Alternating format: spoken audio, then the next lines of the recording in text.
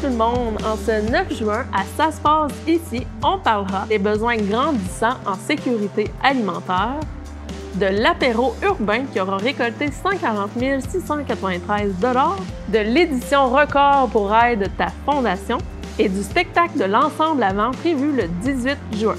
Bonne émission!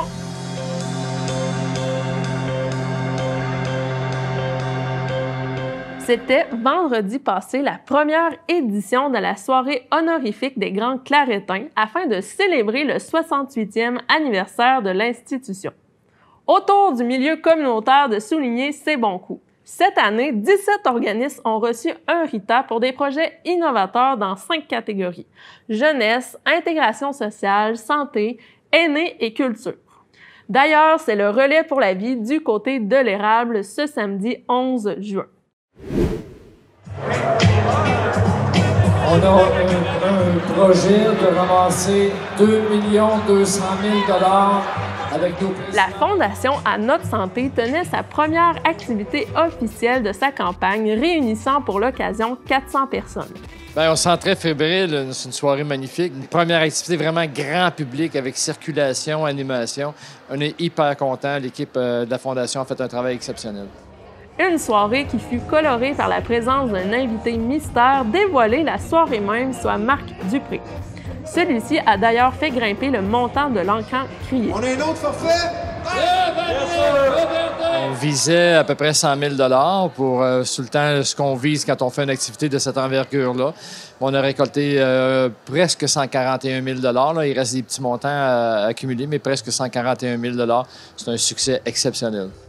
Le montant total a été récolté notamment grâce à l'encan crié, mais aussi à l'encan silencieux. Bien, c'est dans notre campagne annuelle. En fait, c'est une campagne qui est sur 2 ans avec nos présidents d'honneur de Desjardins, Benoît Bélanger et Annie-Pascale Côté.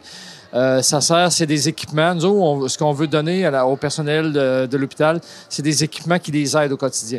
Donc, on veut ramasser 2,2 millions de $ pour aménager, donner un coup de main à tous les départements de l'hôpital, que ce soit des pompes volumétriques. Ce soir, particulièrement, c'est des tables qu'on veut développer au niveau des examens quand il y a après une chirurgie. Bien, il y a des tissus qui sont envoyés au laboratoire. Ces tissus-là sont analysés. Donc, on veut rééquiper l'ensemble de ce laboratoire-là. Le thème de la campagne est « Notre hôpital, notre lien vital ».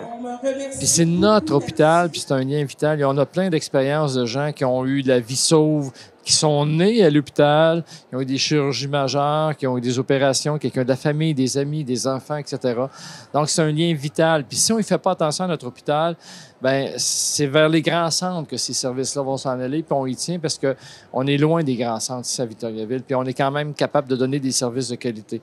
Donc, le lien vital, bien, c'est le lien qui unit tout le monde, tous les gens, le personnel, les employés, les familles, à notre hôpital parce qu'un jour, on va devoir aller à l'hôpital.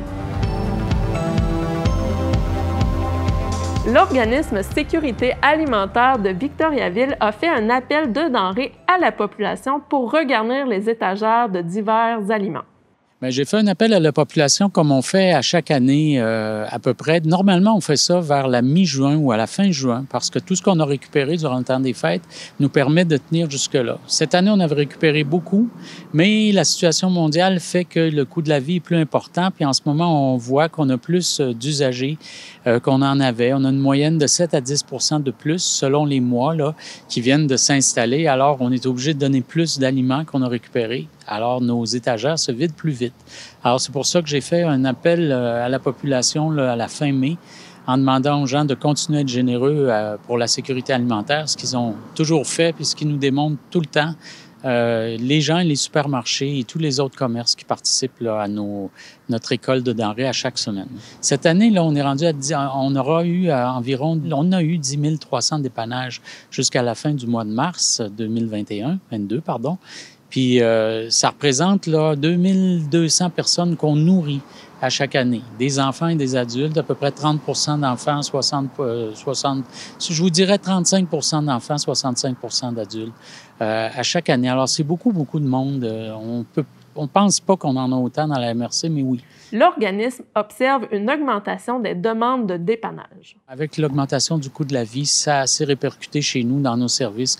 On voit que des gens qui, normalement, n'ont pas besoin, ont tellement de la difficulté à boucler leur fin de mois maintenant. Ils ne sont pas au chômage, ils ne sont pas sur l'aide sociale. C'est des familles normales là, qui ont un boulot et qui doivent venir de temps en temps pour pouvoir arriver à nourrir la famille au complet en pouvant continuer à faire les paiements réguliers sur la voiture, la maison, les autres choses. Alors, on évalue toujours au niveau du revenu. On leur donne des périodes de 3 mois en disant, bien, on va réévaluer votre situation dans 3 mois, puis c'est comme ça qu'on fonctionne. Mais on a 7 à 10 de plus d'augmentation là, depuis le mois d'avril. Les gens sont invités à donner des denrées sèches et protéinées dans les différents paniers des épiceries. C'est samedi le 4 juin qu'avait lieu le gala de boxe double présenté par KO 96 à Victoriaville. Une vingtaine de boxeurs et boxeuses y ont participé. De leur côté, les Lynx de Victoriaville ont affronté les Glissières des Biens de Trois-Rivières, remportant une victoire et une défaite. Les Cactus de Victoriaville feront 2 matchs le week-end qui arrive. Un le 10 juin contre les Blue Sox de Thetford Mines et un le 12 juin à domicile contre les Big Bill de Quaticook. Aussi, Catherine Thibodeau a été reconnue entraîneuse féminine par excellence de l'année dans le cadre de la 37e édition du Gala d'excellence scolaire du RSEQ. Catherine assure l'entraînement du basketball à l'école secondaire Le Boisé. Du côté des Tigres, France Houle a été nommée conseillère pédagogique de l'année qui pourra ainsi accompagner les jeunes dans leur parcours. Enfin, c'est ce samedi 11 juin qu'aura lieu la run du printemps de Moto Aventure. Le départ prendra place à l'Arena de Warwick. Toujours du côté des motos, les Flame Riders de Victoriaville ont connu une grande réussite de la 4e édition de Ride ta Fondation, regroupant des participants de plusieurs régions du Québec. C'est la 4e édition de Ride ta Fondation. Le but, c'est d'amasser de l'argent pour les personnes qui sont dans une semi-autonome, non autonome. C'est pour acheter des appareils pour ces personnes-là qui sont dans le besoin via le CLSC Suzor-Côté. Aujourd'hui, c'était, comme je disais, la 4e édition. On a eu environ 250 motos, mais tout près de 686 billets de vendus. C'est évident que la température était incertaine. On a eu un petit peu moins de motos, mais les gens se sont présentés plus vers l'heure du souper, si on veut. L'objectif initial de 10 000 qui visait l'achat de 2 matelas pour éviter les plaies de lit a largement été dépassé. Ça me prend la montée! Ouais! Elle remet 500 pièces à la fondation! Ouais! Hey! Hey, je capote! Arrêtez, nous avons dévoilé un montant, mais au départ, le montant était de 14 472, je crois, avec toute la vente de poutine, la vente de moitié-moitié, la vente de patch, les pourboires, et ainsi de suite. Mais il y a une personne dans la salle qui n'aimait pas le montant, alors elle a décidé d'arrondir le montant. Elle a remis la différence pour que le montant fasse 15 000 qui est la boutique du cheveu Hélène Dupont. Naturellement, ça a fait comme un enchaînement. Alors, pour un montant total de 17 500 qu'on remet à la Fondation, c'est du jamais vu. L'objectif ultime était de 10 000 aujourd'hui. Alors, on a été chercher 7 500 de plus. Je pense que le fait que ce soit la 4e édition, les gens connaissent plus la Fondation, connaissent plus la Ride ta Fondation, connaissent comment est-ce que c'est bien mené. On a une belle équipe. Alors, les gens, puis on a eu des bons vendeurs de billets. Puis à 20 c'est vraiment pas cher. Alors, on n'a jamais dépassé le 500 billets. Puis là, voyez-vous, aujourd'hui, on a 686 billets de vendus. C'est évident qu'il va y avoir une 5e édition et il y a des grosses surprises qui s'en viennent pour ça. Et puis, je pense que la barre, elle va être haute. On aimerait avoir un objectif de 20 000, mais en tout cas, pour le moment, là, je ne veux pas rien dire, mais ça va être quelque chose. La 5e édition va être un wow. C'est en fin de semaine qu'a lieu l'événement Les Fenêtres qui parlent au centre-ville de Victo. Un jumelage artistique entre les artistes et les citoyens qui transforme les fenêtres et les balcons d'une rue en espace d'exposition artistique. Mardi 14 juin, ce sera l'inauguration d'une œuvre collective main dans la main à laquelle près de 400 personnes ont participé. Du côté de l'érable, c'est le Festival du cheval de Princeville qui a lieu du 9 au 12 juin. C'est aussi le retour des kiosques en chanson, toujours à Princeville, dès mercredi prochain à la salle Pierre-Prince. Enfin, le Centre d'art Jacques-Michel Auger accueille Adam Bassanta pour la Biennale nationale de sculpture contemporaine dès le 15 juin prochain. L'ensemble Avant de Victoriaville, qui regroupe une cinquantaine de personnes, propose une prestation au Carrefour de l'Érable samedi le 18 juin prochain, puis éventuellement à Beauport. Un concert qui prendra une saveur légère pour l'été. En fait, l'ensemble Avant de Victoriaville, on reprend nos activités. On a eu un arrêt pendant 2 ans avec la pandémie, comme beaucoup d'ensembles musicaux. Donc, on a programmé un beau petit programme. Léger, je vous dirais, qui pige un peu dans toutes les sources musicales. Donc, on s'en va dans la comédie musicale, musique de film, on s'en va dans le soul, dans le rock, dans le disco. Donc, on s'en va un peu partout. Et aussi, j'ai programmé quelques pièces qui ont été conçues pour notre médium, pour l'orchestre avant aussi. C'est des pièces qui nous fait découvrir, qui nous fait voyager.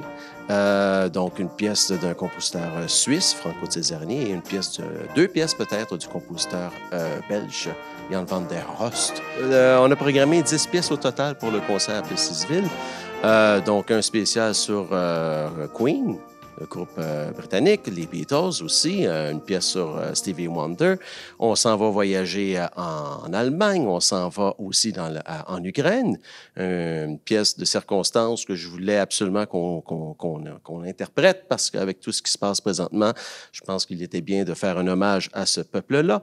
On s'en va aussi avec Leonard Bernstein parce que, premièrement, il y a eu le film West Side Story qui ont réalisé il y a 1 an ou 2 et ils vont faire un film sur le chef d'orchestre qui va s'appeler Maestro, donc je trouvais de circonstance de faire quelques pièces de Bernstein aussi.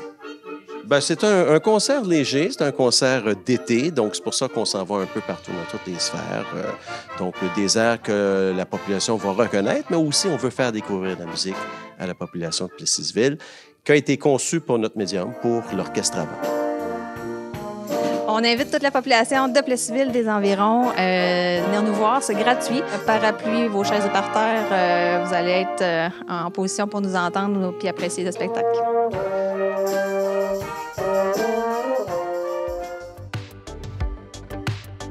Et voilà, c'est terminé pour aujourd'hui. C'est la semaine prochaine qu'aura lieu la dernière émission de la saison. D'ici là, je vous dis à la semaine prochaine!